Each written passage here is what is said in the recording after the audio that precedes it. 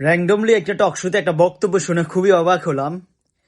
বক্তব্যটা দিয়েছেন মির্জা ফখরুল আলমগীরের মেয়ের জামাই ফাহাম আব্দুল সালাম, যিনি অস্ট্রিয়াতে থাকেন, অস্ট্রিয়ান প্রবাসী। তিনি একজন ডক্টরেট ডিগ্রিধারী ব্যক্তি।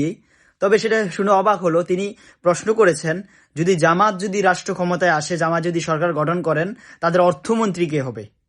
আমি খুবই অবাক হলাম।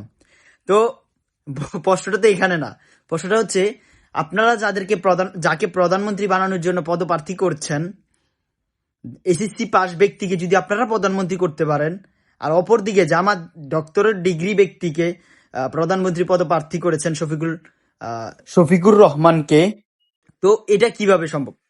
এসএসসি পাস ব্যক্তি প্রধানমন্ত্রী হতে পারবে, আর সেখানে এসে ডক্টরেট ডিগ্রিওয়ালা পদপ্রার্থী দলকে আপনি প্রশ্ন করেন আপনাদের অর্থমন্ত্রী কে হবে? আর এদিক দিয়ে অর্থমন্ত্রীর দিক থেকে যে যত ধরনের বাংলাদেশ এবং কি বিশ্বতে উন্নয়ন করেছে, তার মধ্যে সুনামধন্য কয়েকজন ব্যক্তির মধ্যে বড় বড় জামাতের তৎকালীন সময়ের কোনো নেতাকর্মীও আছে। আর যেই দলে ডক্টরেট ডিগ্রি ব্যক্তির অভাব নাই, সেই দলে কি অর্থনৈতিকবিদ থাকবে না? এটা কি কোনোভাবে হতে পারে? আসলে আমার মনে হয় উনি প্রশ্নটা ভুলে করে ফেলছেন।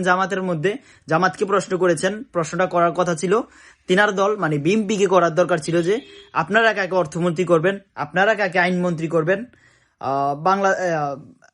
জামাতের মধ্যে সবকিছুর অল্টারনেটিভ আছে, একজনের পরিবর্তিতে আরেকজন অ্যাভেলেবেল আছে, ডর্জনে ডর্জন রেডি আছে, যে আপনি না পারলে আমি আছি। ডক্টরেট ডিগ্রি আছে, ব্যারিস্টার ডিগ্রি আছে, এবং অর্থনৈতিক বিদও আছে।